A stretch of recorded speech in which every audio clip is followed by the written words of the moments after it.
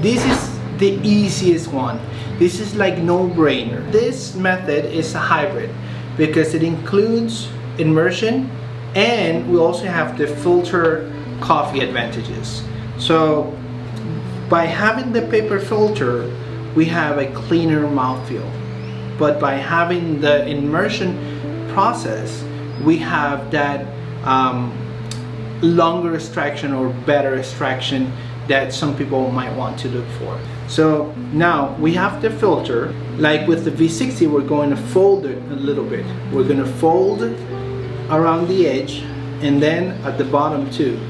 So when we place it inside of the cone dripper, it fits perfectly. Now, what is the next step?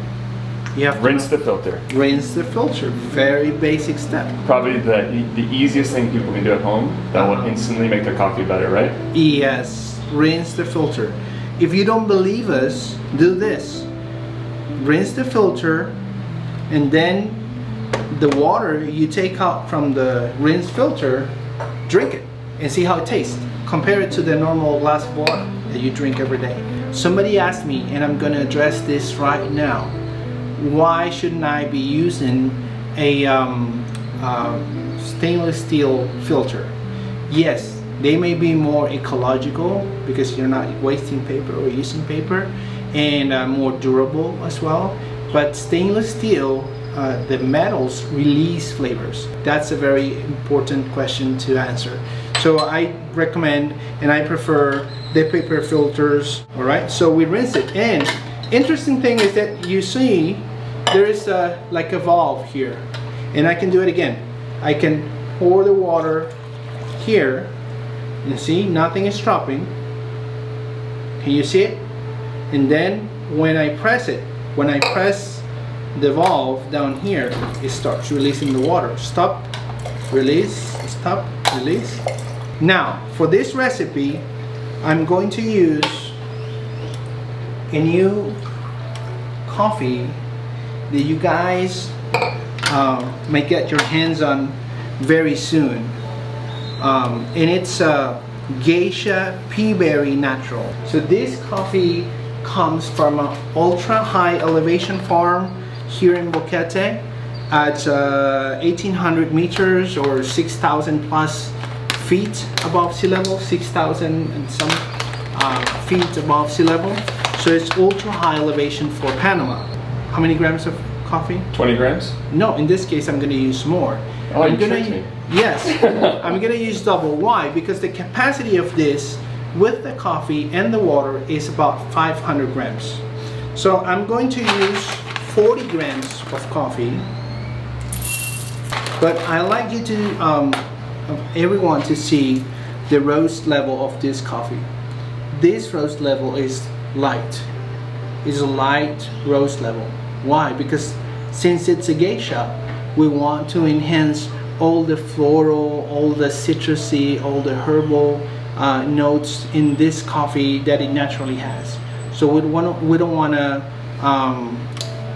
eclipse it with the bolder, flavors. So it's a little bit of a coarser grind if you've been following up the recipes. How do you explain the grind size to the people who are just eyeballing it? So I like to compare this to brown sugar. So at the end of the day, remember, experiment. Okay, so we have our rinse filter, we have our coffee in place. We're going to do the grinding and smell. Oh yeah. Yes? Yeah. Very nice. So we have how many grams?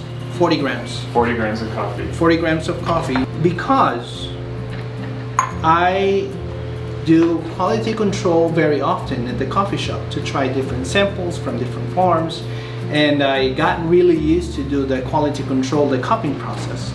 I really enjoy this one. Why? Because it's almost like cupping. It's almost like cupping. We have the coffee in our filter, and now we have the water. This water I want to do at 92 degrees Celsius or 198 Fahrenheit. Now I have the water, I have the coffee, and I'm going to do a single pour just in one shot. We're gonna do like a single pour, just like straight, not very slow, not too quickly that we're gonna overflow it. And this is also very good that we can do with another kind of kettle. We don't need a special gooseneck kettle. We have a regular kettle at home. We can use it for this recipe, okay? All right, now we start our timer and water is coming quickly, and it's going to be 500 grams of water. See, it's coming to the top. 470, 480, 490, and 500. Okay, now you see that was the maximum capacity. What happens if I try to put an extra 100 grams of water? It's going to overflow. I've done that before and it's ruined my scale. Okay, there you go. But now the first thing we can see is that a crust is also formed, just like in the cupping process. And you, the user, the person at home, can experiment the aroma. My friend, I gotta get it. You have to, yeah, you have to. Lemon. So yes, it's like citrusy, yeah? Maybe the other brewing process do not allow you to do this, like very easily, but this one does. And you see, it was just pour in the coffee, pour in the hot water, no circular motion, no special, you know, timing. We are taking control of the time. We're gonna let it sit there for 2 minutes. So 40 grams of coffee, 500 grams of water, and then 2 minutes sitting there. And then you can break the crust, just like the cupping process. So you take your spoon, and then you're going to push down the surface and pull back. There, 2 minutes already.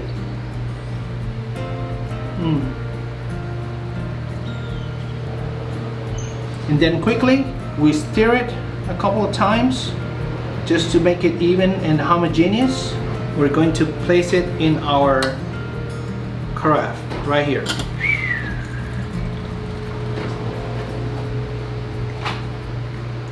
All right, so we're gonna see that it takes a while for it to drip. Why? Because the bed of coffee is creating resistance at the bottom of the dripper.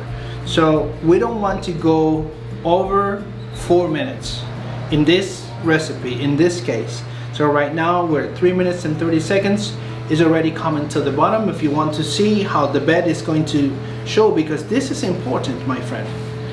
We see the bed, the coffee bed at the bottom as it finishes the brewing process, and we want to see some sort of a flat bed. And what this tells us is that the extraction was even, that all the coffee went down evenly. And this is one of the most consistent brewing methods there are out there. And what it means is that you can do it over and over and over and over and over. It's gonna come out the same way all the time. Now, you can see, lifted it up, so it's easy, it's clean, no mess in the kitchen. And now we have our coffee right here. Can you see through the, maybe you can see through the, you know, the color of the coffee, not as thick, but because we have the paper filter, it's cleaner. It looks great. It looks like soda pop. Of course, because you're my guinea pig, I would like you to try it first. Let's preheat our cup quickly.